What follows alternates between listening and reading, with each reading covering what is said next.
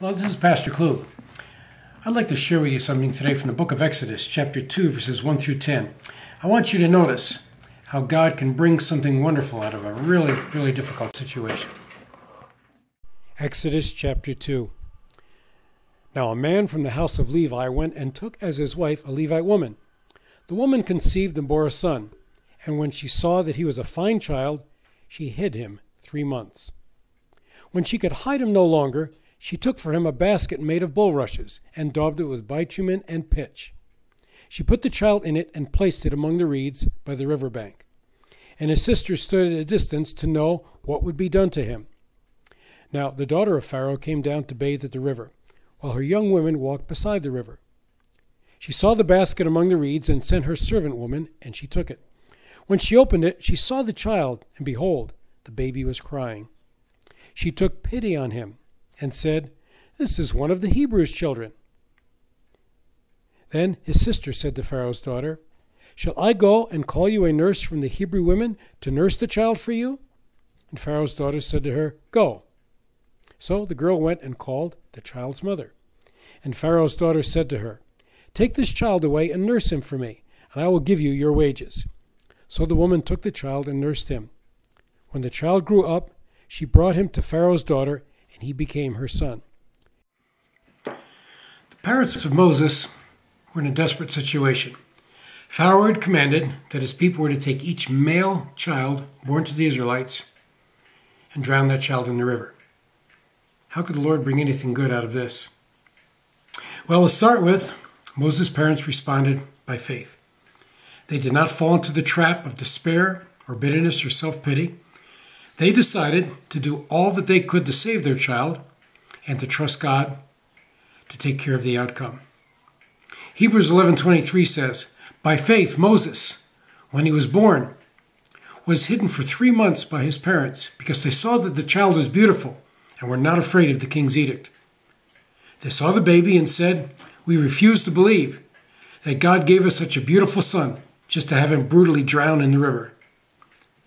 By faith, they did all they could do themselves. They hid him for 3 months. And then when further concealment became impossible, they cast him fully upon God's keeping." When your situation is desperate, trust God enough to do what you can do, and then trust God to take care of what you cannot do. The second element at work in this account is the natural feeling that Pharaoh's daughter had toward the infant. There's no reason to believe that this woman disagreed in principle with her father's murderous law, or that she did anything to rescue any other Hebrew baby boys. There's certainly no indication that she feared God or acted by faith in him. But God has created us in his image, and even those who do not know God have virtuous impulses embedded in their being. Knowing about the decree to kill Hebrew babies was one thing. Actually seeing a beautiful, helpless little infant crying in front of her was another. This is why pro-abortionists object to having a client view a sonogram of her unborn child. Once she sees it, natural compassion is likely to overcome all other considerations, and she will want the baby to be spared. So in the most desperate and degenerative times, you will see remarkable examples of virtue, even in unbelievers, as in Pharaoh's daughter in this instance. Now remember that Moses himself wrote this account, and I think that it's clear he wants us to see even more than the faith of his mother and the feelings of his adoptive mother. He wants us to see the hand of God in all of this. What a coincidence that Pharaoh's daughter came by at just the right time. What a stroke of luck, an incredible development that Moses was not only rescued, but that his mother ends up getting paid to nurse him. And what an incredible stroke of luck again, that his mother would give him a strong identification with the people of Israel, while Pharaoh's daughter would give him all the advantages and education of Egyptian civilization. All of this in preparation for the great work that God had for his life. Some would call this fate, but that is too cold and impersonal a word. This is the providence of God, guiding and directing in even the smallest of details to work his holy will in and through the man Moses.